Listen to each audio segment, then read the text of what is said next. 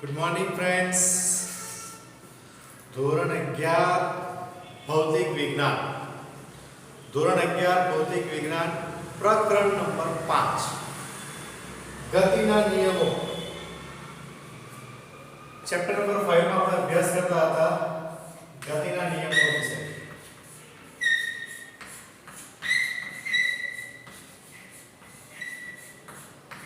Okay, આની અંદર આપણે ગતિનો પહેલો નિયમ અને ગતિનો બીજો નિયમ આ બંને વિશે અભ્યાસ કર્યો.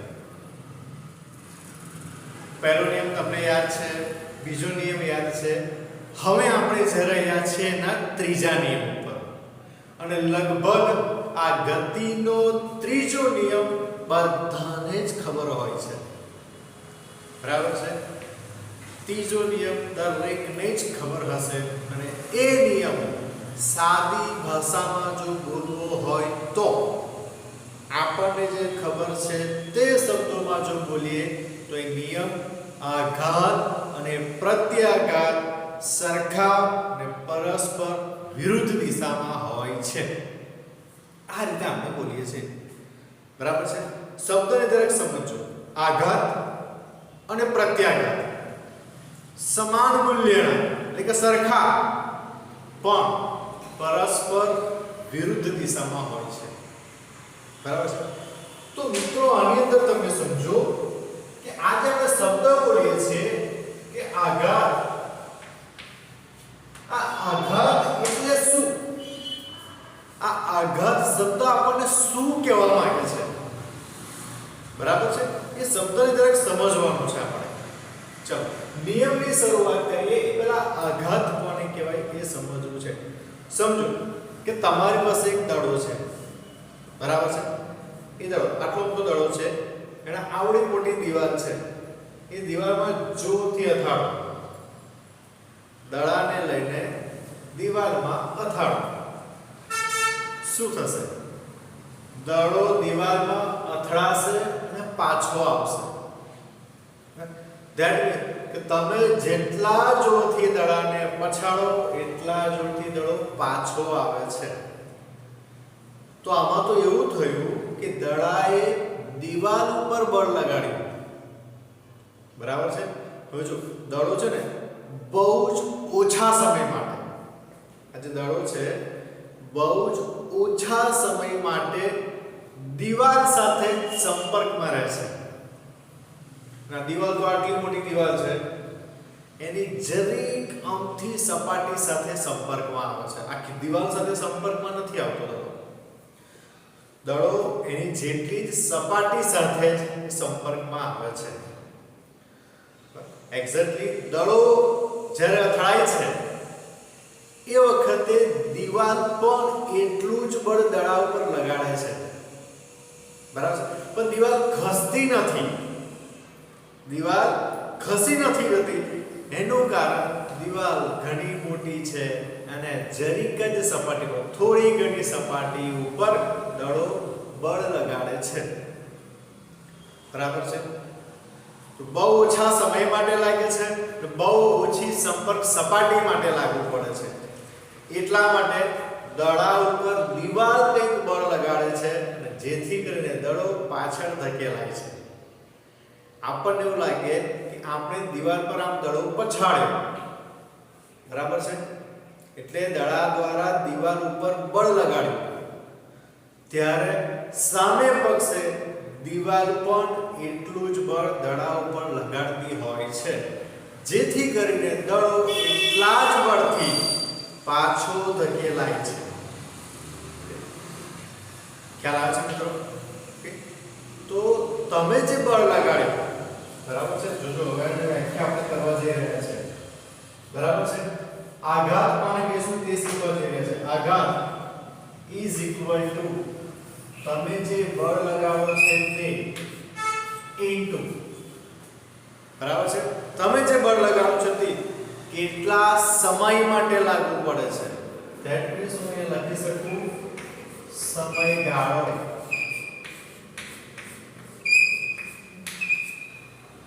બરાબર છે? આઘાત એટલે શું? કે તમે દડાને ઘાત કર્યો, ફેંક્યો. કોની પર ઘાત કરી? દીવાલ ઉપર.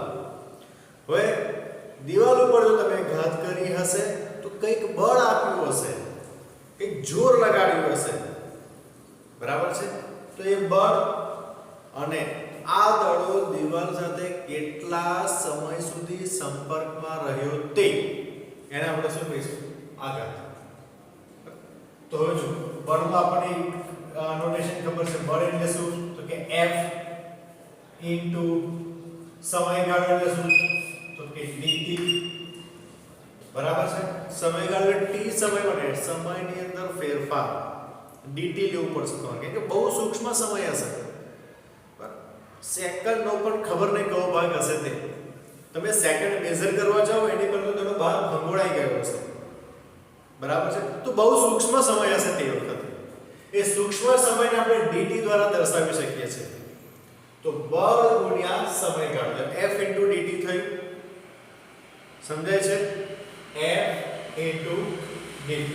ચાલો હવે સમજો F શું? તો કે આપણને ખબર છે કે F ma માં અને આ છે dt. બરાબર છે? ma dt બળ ma dt. ઓકે, આ છે આપણી પાસે પ્રવેગ છે. પ્રવેગને મારે વેગના સ્વરૂપમાં ફેરવવો છે. તો આ કેવી શકું? તો કે m dv/dt into dt. તો આ dt ગયો, આ dt ગયો.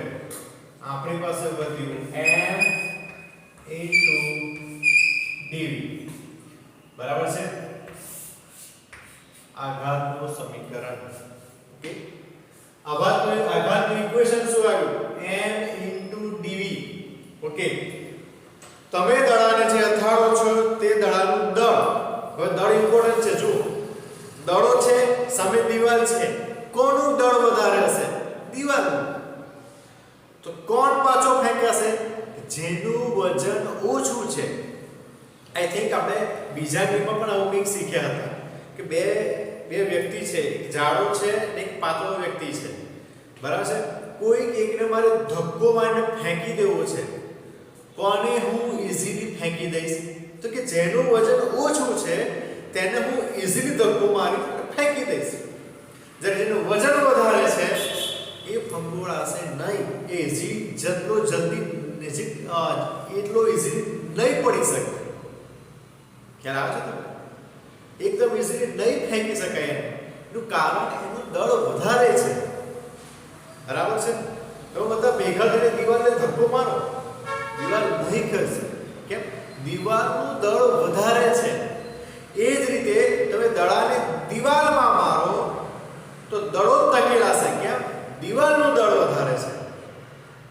બરાબર છે? તો દળ ખૂબ જ મહત્વનો રોલ ભજવે છે.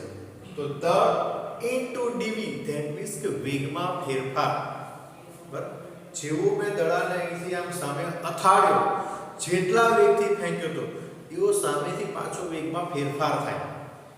અથડાયો એટલે ક્ષણ પૂરતો ઝીરો થયો હશે. ક્ષણ પૂરતો તરત પાછું જોરથી ધકેલાય. બરાબર છે? આપણે ઘણીવાર ક્રિકેટ મેચમાં જોઈએ છે કે બોલર સ્પિનર હોય, સ્પિન કરીને બોલને ફેંકતો હોય છે. 80-90 ની સ્પીડ હોય અથવા ઘણીવાર 70 ની પણ સ્પીડ હોય, પણ સામે બેટ્સમેન એટલા બધા જોરથી ફટકારે, ક્ષણ પૂરતો બેટ સાથે સંપર્કમાં દડો આવે અને 150 ની સ્પીડે ફટકારે. તો એનો મતલબ શું થયો? દડાના વેગમાં ફેરફાર થયો. દડો ગયો હતો 70 ની સ્પીડમાં, જ્યારે આવ્યો 150 ની સ્પીડમાં. બરાબર છે? આ વેગમાં ફેરફાર થાય. સંપર્કમાં આવ્યા પછી એના વેગમાં ફેરફાર થાય. કોઈ રસ્તા ઉપર એક કાર જતી હોય, બરાબર છે? સામે ટ્રક સાથે અથડાય તો શું કારની ઝડપ એટલી જ રહે? કારનો વેગ એટલો જ રહેશે? ના, બદલાઈ જશે. વેગમાં ઘટાડો થશે. બરાબર છે? વેગમાં ફેરફાર થાય છે. કહેવાનો મતલબ શું કે જ્યારે આઘાત થાય છે ત્યારે વેગમાં ફેરફાર થાય છે. એટલા માટે આઘાતનું સમીકરણ n dv ન ખબર પડે તો બળ ગુણ્યા સમયગાળો કરો એના પરથી આ રીતે કરો. હવે આ સમીકરણ કોનું છે? m dv. સમજો d ને સાઈડ પર મૂકો, વેગમાં ફેરફારને સાઈડ પર મૂકો. અત્યારે ખાલી શું થાય? m v આવું થશે. mv કોનું ઇક્વેશન છે? mv વેગમાન. કોનું ઇક્વેશન છે? વેગમાન. તમે જો m આ વેગમાન p બરાબર વેગમાન p બરાબર m v. હવે વેગમાનમાં ફેરફાર એટલે શું? સમજો કે વેગમાન બદલાયું તો આનો મતલબ શું થયો? m બદલાય છે? નથી બદલાતો. m નથી બદલાતો. દર ક્યારેય બદલાતું નથી. કારનો એક્સિડન્ટ થાય તો કારનું વજન જેટલું હોય એટલું જ રહે. હું દોડવા જાઉં હમણાં અત્યારે 10 ની સ્પીડ છે તો મારું વજન 60 કિલો, 20 ની સ્પીડ થાય તોય 60 કિલો, 80 ની સ્પીડ થાય તોય 60 કિલો, ન દોડું તોય 60 કિલો. બરાબર છે? મારા વેગમાં ફેરફાર થવાથી દળમાં ફેરફાર થતો નથી, બદલાય છે માત્ર ને માત્ર વેગ. તો અહીંયા જો મારે કરવું હોય તો વેગમાનમાં ફેરફાર ઇઝ ઇક્વલ ટુ વેગમાં ફેરફાર કરી શકીએ આપણે. તો અહીંયા લખી શકીએ આ શું છે? તો કે વેગમાનમાં ફેરફાર છે. વેગમાનમાં ફેરફાર છે. તો જો એક નવું ઇક્વેશન આ પણ જોયો તમે. આઘાતનો મતલબ થયો વેગમાનમાં ફેરફાર. સમજાય છે તમને બધાને? ઓકે, બહુ જ ઇમ્પોર્ટન્ટ એક રિલેશન આપણને મળે છે. આના પરથી એકાદ એક્ઝામ્પલ પણ તમને પૂછાય, MCQ તરીકે પણ પૂછાય. આ ઇક્વેશન ખબર હશે તો આપણે ઈઝીલી એને સોલ્વ કરી શકશું. અને પછીના ઘણા બધા એક્ઝામ્પલ એવા છે કે જેની અંદર ઇક્વેશન્સ આવતું હોય છે. બરાબર છે? તો આઘાત ઇઝ ઇક્વલ ટુ વેગમાનમાં ફેરફાર. ક્લિયર થઈ ગયું બધાને? હવે સમજાઈ ગયું? ચાલો નેક્સ્ટ. ઓકે, આપણે સમજીએ છીએ ગતિનો ત્રીજો નિયમ. ગતિનો ત્રીજો નિયમ હવે આપણે ફિઝિક્સની ભાષામાં બોલવો છે. આપણને ખબર પડી કે જેટલો આઘાત કરીએ એટલો સામેથી પ્રત્યાઘાત પણ મળે છે. બરાબર છે? જેટલો આઘાત કરીએ એટલો પ્રત્યાઘાત પણ સામેથી મળે છે. પણ આને ફિઝિક્સની ભાષામાં મારે કહેવું છે. ઓકે, તો આના પર આઘાતને કહીશું આપણે ક્રિયાબળ. બરાબર છે? અને પ્રત્યાઘાતને કહીશું આપણે પ્રતિક્રિયા.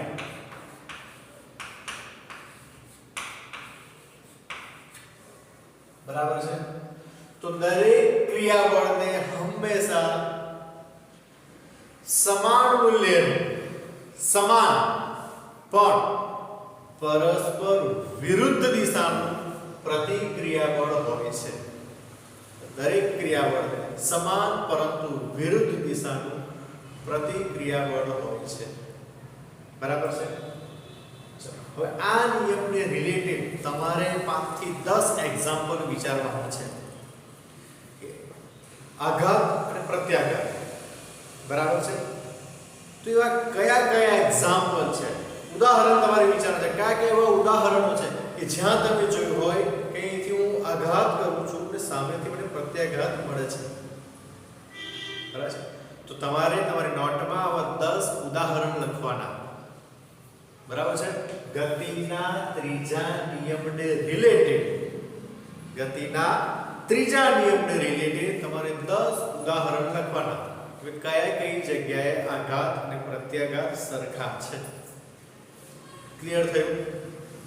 ચાલો, કે આઘાત એટલે ક્રિયાબળ અને પ્રત્યાઘાત એટલે પ્રતિક્રિયાબળ.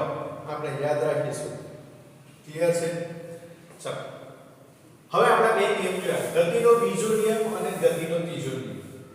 ગતિના બીજા નિયમમાં શું હતું? તો કે વેગમાનમાં ફેરફાર dp/dt is equal to f external બાહ્ય બળ. કોઈ પણ પદાર્થના વેગમાનમાં ફેરફાર જે થાય છે એ બાહ્ય બળ જેટલો હોય છે. બીજા નિયમમાં શીખ્યા. અને બીજો નિયમની અંદર જે આઘાત અને પ્રત્યાઘાત પણ શીખ્યા આપણે. બરાબર છે. તો આઘાત એટલે શું? કે વેગમાનમાં ફેરફાર. આઘાત એટલે શું છે? વેગમાનમાં ફેરફાર. તો આ બંને નિયમ ભેગા થઈને એક નવી ટર્મ પર આપણને લઈ જાય છે. આ બંને નિયમ ભેગા થઈ, ગતિનો બીજો નિયમ, ગતિનો ત્રીજો નિયમ, બંને ભેગા થાય અને કંઈક નવું સ્વરૂપ આપણને જોવા મળે છે. અને એ નવું સ્વરૂપ એટલે વેગમાનના સંરક્ષણનો નિયમ. વેગમાનના સંરક્ષણનો નિયમ. આ એક નવો નિયમ આપણને ગતિનો બીજો નિયમ અને આ ગતિનો ત્રીજો નિયમ ભેગા થઈને આપણને આપે છે વેગમાનના સંરક્ષણનો નિયમ. બરાબર છે. જો એની અંદર ગતિનો બીજો નિયમ પણ આવશે અને ગતિનો ત્રીજો નિયમ પણ આવશે. હું તમને એક એક્ઝામ્પલ સમજાવું. જોજો, બંને નિયમ એની અંદર આવવાના છે. બરાબર છે. બંને નિયમ એની અંદર આવશે. કયા કયા નિયમ? ઓકે, ચાલો એક સિમ્પલ એક્ઝામ્પલ લો. સમજો કે મારી પાસે એક રાઇફલ છે, બંદૂક, રાઇફલ. ખબર? રાઇફલ આમ ખભા પર આમ મૂકીએ, આમ ફોડતા હોય છે ને. બોર્ડર પર જે સૈનિકો છે એની પાસે મોટી બંદૂક હોય છે.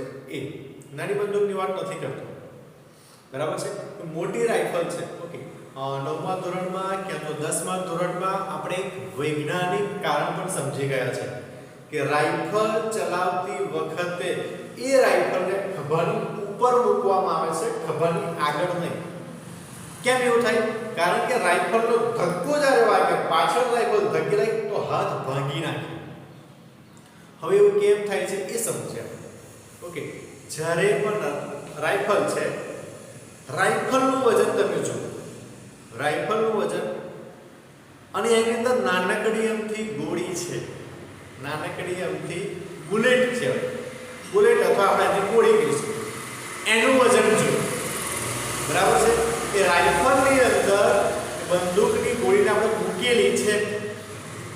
હવે કોઈક રીતે બાહ્ય બળ આપણે આપવાનું છે. બાહ્ય બળનું ટ્રિગર, જે રાઇફલનું આપણે ટ્રિગર દબાવીએ છીએ એટલે બહારથી બળ આપવાનું. બરાબર છે. જો બીજો નિયમમાં બહારથી આપણે બળ આપીએ છીએ, એ બહારથી ટ્રિગરને દબાવી એટલે અંદર જે રાઇફલની અંદર જે ગોળી છે એ ગોળી જોરથી ધકેલાય છે સામેની બાજુ. બરાબર છે. ગોળી જોરથી ધકેલાય છે સામેની બાજુ. વેગમાં ફેરફાર થયો. ગોળીનો વેગ પહેલા 0 હતો, તો પછી કઈક વેગથી ગોળી ધકેલાઈ, તો બાહ્ય બળ આપ્યું, એના વેગમાનમાં ફેરફાર થયો. વેગ રાઇફલનું વજન તો સેમ ટુ સેમ જ રહ્યું. ગોળી અંદરથી બહાર નીકળી, એનો વેગ બદલાયો. બરાબર છે. ગોળીનું વજન પણ સેમ જ રહ્યું છે કે ગોળી બહાર નીકળે એટલે વજન ઘટી ગયું હશે. ગોળીનું વજન સેમ હતી, જોરથી ધકેલાઈ, વેગમાં ફેરફાર થયો. બરાબર છે. તો ગતિનો બીજો નિયમ થયો કે dp/dt વેગમાનમાં ફેરફાર બાહ્ય બળ જેટલો હોય છે. ટ્રિગર દબાવી, જે ટ્રિગર દબાવી એવો ધક્કો આવે. બરાબર છે. હવે જેટલી જોરથી ગોળી આગળની તરફ ધકેલાય છે, બરાબર છે, એટલી જોરથી રાઇફલ પણ પાછળની તરફ ધકેલાય છે. એટલા માટે તમે કારણ સમજતા હતા 10મા ધોરણમાં કે રાઇફલ પાછળ ધકેલાય એટલા માટે અહીં નથી રાખવામાં આવતી, અહીં ઉપર મૂકીએ છીએ આપણે. અહીં જો મૂકીએ તો આમ કરીને ફટાક દઈને આ હાડકું ભાંગી નાખે. બરાબર છે. તો રાઇફલ ઉપર મૂકવી પડે. ઓકે, તો જેટલા જોરથી ગોળી ધકેલાય છે એટલા જોરથી રાઇફલ પણ પાછળની તરફ ધકેલાય છે. હવે આપણને બહુ રાઇફલ પાછળ જતી દેખાતી નથી. એનું કારણ રાઇફલનું દળ વધારે છે, જ્યારે ગોળીનું દળ બહુ ઓછું છે. જેનું દળ ઓછું તેનો વેગ વધારે, જેનું દળ વધારે તેનો વેગ ઓછો. આ વેગમાનની વ્યાખ્યામાં આપણે જોઈ ગયા. બરાબર છે. તો ગોળીનું વજન બહુ ઓછું છે એટલે જોરથી ધકેલાઈને આગળ તરફ જશે, વધારે અંતર કાપશે. ત્યારે રાઇફલનું વજન બહુ વધારે છે. બરાબર છે. જો બળ તો એટલું જ લાગે છે, ફેરફાર પણ એટલો જ થાય છે, બરાબર છે થાય છે શું વેગમાન m ઓફ રાઇફલ એટલે કે r અને v ઓફ રાઇફલ સામેની તરફ m ઓફ બુલેટ બરાબર અને વેગ ઓફ બુલેટ ગોળી આ બંનેમાં તમે જોશો તો આનો વેગ વધારે છે જ્યારે આનું દળ ઓછું છે